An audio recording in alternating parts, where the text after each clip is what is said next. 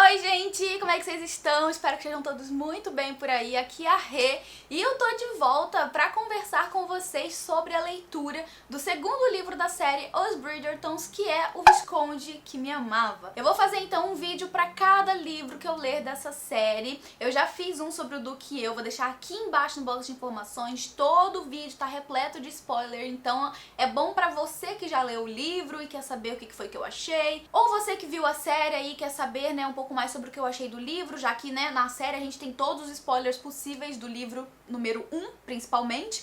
Então, hoje eu vou falar sobre o segundo volume, O Visconde que Me Amava, e vai ser no formato de O Duque e Eu, portanto teremos spoilers, porque eu quero adentrar em alguns pontos da história que pode ser que, se você ainda não leu, você vai pegar um spoiler. Então já fica aqui o aviso que, se você não leu ainda essa história, pode ser que você pegue spoiler. Sobre a série Os Bridgertons, eu recebi várias mensagens de pessoas, né, assim que eu assisti a série, perguntando se eu iria fazer vídeo ou não. Eu cheguei a gravar um vídeo específico sobre a minha opinião acerca da série, da adaptação, só que eu acabei fazendo um vídeo em conjunto com o pessoal do Omelete. Tá disponível lá no canal deles, eu vou deixar o link aqui embaixo. Eu falei muito sobre tudo que eu achei, né, acerca da série, sobre a adaptação, falei os pontos principais, né, sobre a adaptação que eu considerava importante serem mencionados. Então você pode conferir toda a minha opinião lá no canal do Omelete. E hoje então eu vou falar com vocês sobre o segundo volume, só que antes de falar sobre isso, eu quero já te lembrar para deixar o seu curtir nesse vídeo, porque isso é muito importante para a divulgação do meu trabalho. Se você é novo ou nova por aqui, te convido a se inscrever, ativa o sininho para você ficar por dentro das próximas atualizações. Estamos quase chegando aos 40 mil inscritos, por favor, me ajuda a alcançar esta marca. Compartilha esse vídeo para todo mundo aí que você conhece, que gosta da série Bridgertons, ou então compartilha o link do canal pra gente que você conhece, que gosta de ler sobre tudo, porque aqui nesse canal a gente lê sobre tudo, indica sobre tudo, conversa sobre todos os tipos de livro.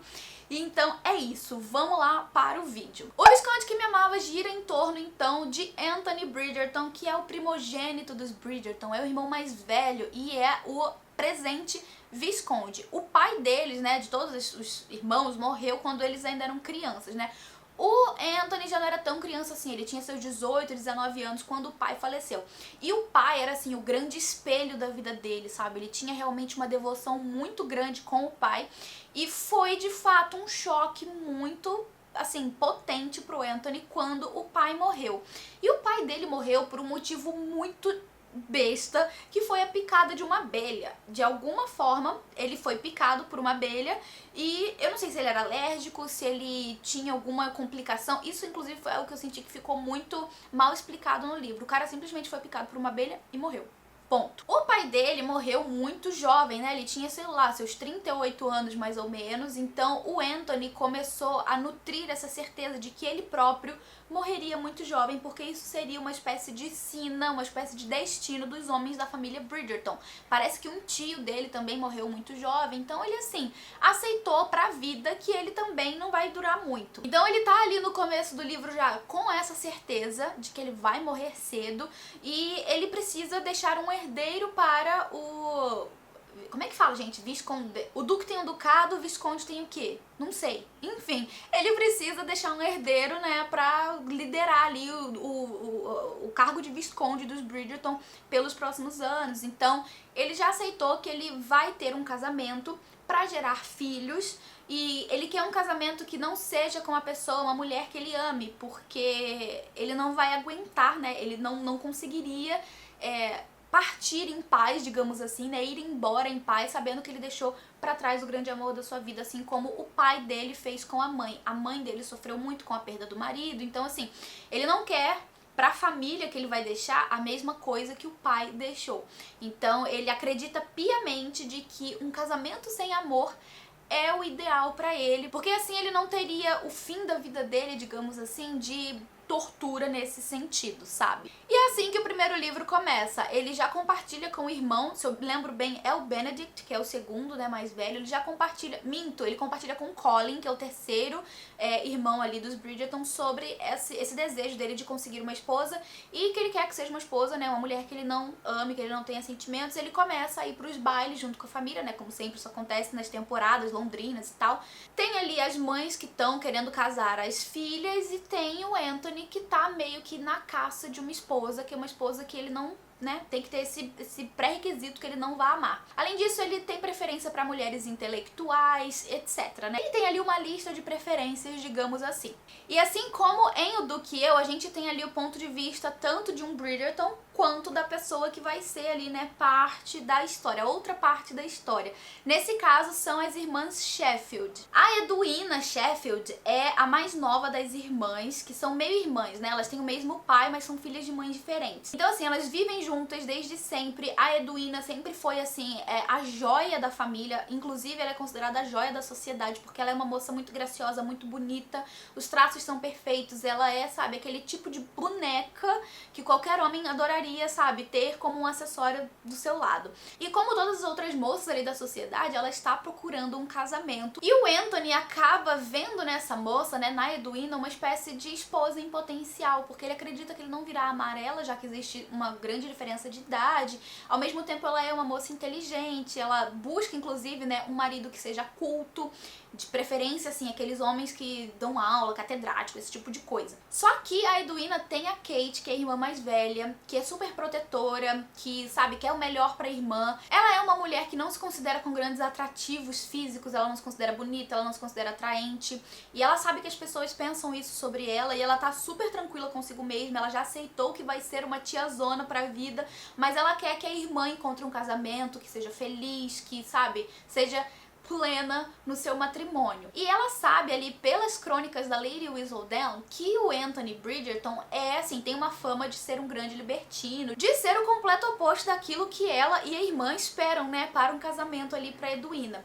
Então, quando ela sabe que o Anthony começa a nutrir interesse pela irmã, ela já começa a mexer os pauzinhos dela ali e fazer de tudo pra que esse casamento não aconteça, porque ela sabe que o Anthony não é o cara ideal pra irmã. Então tem aquela coisa, né, de cão e gato ali no começo do livro, eles vão começar o livro se odiando, ela não quer de forma alguma que ele se aproxime da irmã, ao mesmo tempo que ele é uma pessoa muito irredutível e a mãe encontra nele, né, enxerga nele um belo de um partido e muito potencial para a filha. Então tem aquela questão ali dos interesses, né, que estão em conflito. Ela realmente despreza ele desde o começo, a Kate no caso, e vai completamente contra isso desde o princípio. E a Edwina, por outro lado, leva muito em consideração a opinião da irmã. Então, se a Kate falar pra ela que o Anthony não é o melhor dos partidos, a irmã vai levar aquilo em consideração e muito provavelmente vai seguir os conselhos da Kate. Então tem toda essa questão ali, né, de família se metendo, sabe, no relacionamento, se metendo nos planos. E a história do Anthony e da Kate começa então com esse cão e gato, né, essa briga ali entre os dois por causa dos interesses em conflito. Só que ao longo da história a gente vai acompanhando a aproximação desses dois, porque a gente vai vendo que eles têm sim ali seus interesses em comum, e vai ser isso que vai meio que juntar os dois e vai fazer com que a Kate comece a enxergar o Anthony de uma forma diferente e o Anthony também enxergue a Kate de uma forma muito diferente. Então a gente vai ter ali a construção dessa amizade que vai quebrando barreiras, quebrando preconceitos e fazendo com que eles se enxerguem de uma outra forma. Lógico que a gente já sabe que isso vai dar, né, em matrimônio, em casamento, em atração. E eu confesso que no começo do livro eu não sabia o que esperar, porque eu comecei o livro de fato sem saber nada sobre a história, só sabia que era a história do Anthony. E eu não sabia se ele ia ficar de fato com a Edwina, se ela era a mocinha da história, ou se a Kate que viria a ser a mocinha da história. Tudo isso só foi ficando mais claro pra mim lá pelos 30% do livro, digamos. E eu comecei a entender melhor qual era o objetivo da Julia Quinn, da autora, com essa história, né, pra onde que ela ia levar essa história com relação ao romance. E a gente vai ter ali, né, aquelas tensões que tem a ver também com a certeza do Anthony de que ele não vai viver muito, de que ele vai morrer cedo e que ele não pode amar a sua esposa, mas vai acontecer ali em algum momento, né, da história, acho que bem no meio da história, uma cena muito polêmica que a Kate vai ser picada por uma abelha, mais ou menos aqui assim na altura da, sabe, essa parte aqui do peito. Ela vai receber uma picada de abelha e ele vai ficar desesperado, porque o pai dele morreu por causa de uma picada de abelha, e ele vai falar pra ela, você vai morrer, eu preciso te salvar, que não sei o quê. E eles estão sozinhos nesse momento no jardim dos Bridgerton. É uma noite que tá tendo uma espécie de baile que a mãe dele organizou e tá toda a sociedade lá dentro. E ele vai acabar sugando o veneno da abelha pra fora, pra que a Kate não morra. E ela tá tipo, para com isso, eu não vou morrer, para com isso, não vai acontecer nada, eu já fui picada antes, não sei o quê. Mas não, ele tem certeza, ele, assim, baixou uma coisa nele que é a certeza de que ela vai morrer se ele não salvar ela. E daí ele vai e puxa, né, suga a picada da abelha, tira o veneno, e nesse momento em que eles estão ali numa, sabe, numa cena muito comprometedora pra quem não entendeu o contexto, chegam quem? 3 matronas, inclusive a mãe dele e a mãe das Featherington, que é a mãe da Philippa, enfim, né, da Penélope, que é tipo uma fofoqueira. Então, tipo assim, vai acontecer essa cena comprometedora que vai obrigar os dois a se casarem. Então, assim como em O Duque e Eu, em O Visconde que Me Amava, a gente tem um casamento que não era pra ter acontecido nos modos, digamos assim, tradicionais, convencionais, né? Não tem amor, não tem sentimento, eles nutrem, inclusive, muita aversão um pelo outro, mas vai acabar acontecendo esse pedido de casamento, e esse casamento às pressas, mais uma vez. Coisa de uma semana depois, eles já estão casados. E aí a gente vai ter, né, uma outra parte da história, que é a interação desses dois enquanto um casal casado, que ainda tem, né, essas suas reservas. O Anthony ainda tem essa certeza de que ele vai morrer cedo, portanto, ele precisa, né, ele sente que ele precisa se manter afastado da esposa para que ele não se apaixone por ela, porque ele sente que já tá se apaixonando por ela e que ele não pode amar ela, porque, né, tem toda essa questão ali da honra dele. E a gente vai vendo então a história encaminhar a partir desse ponto, né, com a interação deles dentro do casamento. E eu preciso dizer, gente, assim, que as motivações dos personagens são sempre pra mim, assim, muito, sei lá, não me convencem. São coisas, do meu ponto de vista, meio bobas, assim. Essa certeza que ele tem, que ele tirou de não sei da onde, de que ele vai morrer cedo, e que isso muda, sabe? Isso vira uma regra na vida dele, isso molda a vida dele, isso faz ele, sabe, fazer tudo pautado em cima disso, assim como o Simon em O Duque e Eu. Assim como o Simon lá em O Duque e Eu, que tem certeza de que vai levar pro túmulo, né, todo ducado, porque ele não vai deixar herdeiros pro pai, porque o pai tinha ali aquele grande desejo, fervor, a coisa mais importante na vida dele era manter o ducado. Então, assim, a gente tem esses protagonistas que têm motivações que não me convencem, que pra mim são coisas que não, sei lá, não é o suficiente, sabe? Não tem conteúdo suficiente pra me convencer de tudo aquilo que eles, sabe, estão pensando, estão fazendo, tudo aquilo que tá regendo a vida deles. Então, pra mim, é muito, muito, muito bobo todos esses motivos, mas é aquele tipo de coisa que, assim, dá aquele tempero pra história, sabe? Porque tem uma dificuldade que a própria pessoa coloca na própria vida e que vai também dificultar a vida da outra pessoa que tá, sabe, interagindo com ela, que tá entrando na vida dela. Então, assim, nesse sentido, eu diria que O Visconde de Que Me Amava segue me decepcionando, assim como O Duque e Eu me decepcionou nesse aspecto. Mas, por outro lado, eu diria que o romance, a história, o desenvolvimento dos personagens me agradou mais em O Visconde Que Me Amava, sabe? Esse segundo livro eu acho que me pegou mais, embora eu tenha gostado muito de O Duque e Eu. Ele teve ali, né, as suas problemáticas, principalmente pra mim com relação a Daphne. Enfim, né, tiveram ali as suas problemáticas que não me fizeram amar tanto assim o livro, me fizeram gostar, mas não adorar.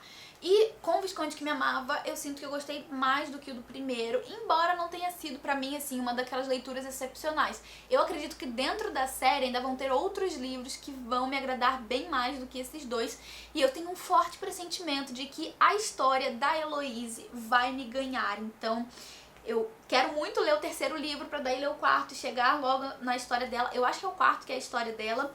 E assim, a Heloise é uma das minhas personagens favoritas, é uma das minhas Bridgertons favoritas, então eu tô muito empolgada pela história dela. O Benedict eu também gosto bastante, então eu também tô muito empolgada pela história dele. Outra coisa também que fica bastante claro aqui em O Visconde Que Me Amava é digamos assim, a responsabilidade do Anthony enquanto Visconde, sabe? Não só com as posses da família, mas também com os irmãos e tal. A gente percebe bem mais como ele realmente leva a sério, né, toda essa responsabilidade que ele carrega, e como que muitas vezes ele carrega essa responsabilidade sozinho, porque ele é o Visconde e os irmãos estão atrás, né? Mesmo os irmãos homens, assim, que tem uma idade próxima dele, como o Benedict, ele não tem a mesma responsabilidade que o Anthony, né?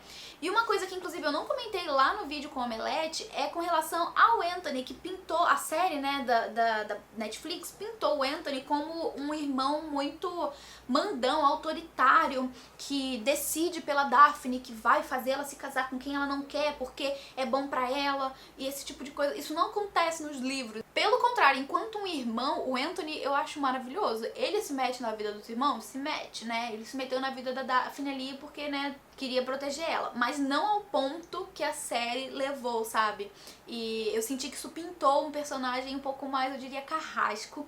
O que ele não é tanto assim, né? Como eu disse, pelo contrário, eu me afeiçoei bastante ao Anthony. E eu acho que é isso, galera, que eu tinha pra conversar com vocês sobre o Visconde que Me Amava. Como eu disse, eu gostei mais do Visconde que Me Amava do que eu, mas ainda tenho fortes expectativas pra gostar mais ainda de outros livros da série. Eu tô muito curiosa e empolgada pra saber como que a segunda temporada da série vai trabalhar a história do Anthony, porque já ali na primeira temporada a gente percebe, né, a gente conhece, na verdade, uma mulher que faz parte da vida dele, que é a cantora de ópera Siena.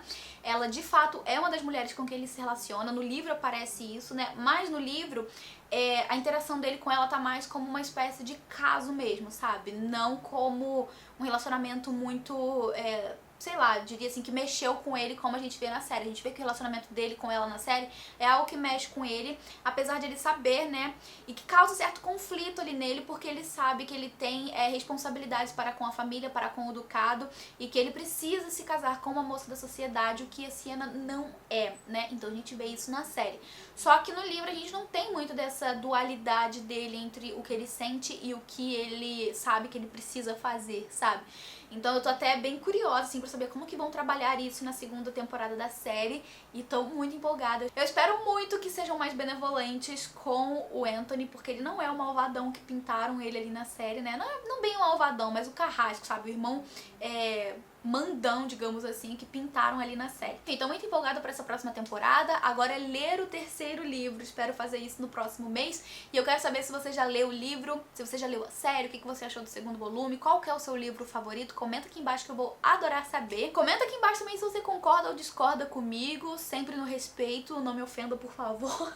E era isso que eu tinha pra vocês hoje, então eu vou ficando por aqui. Quero finalizar esse vídeo agradecendo aos membros do canal por todo o carinho e todo o apoio, por estarem sempre comigo em tudo que eu faço. Muito obrigada, galera.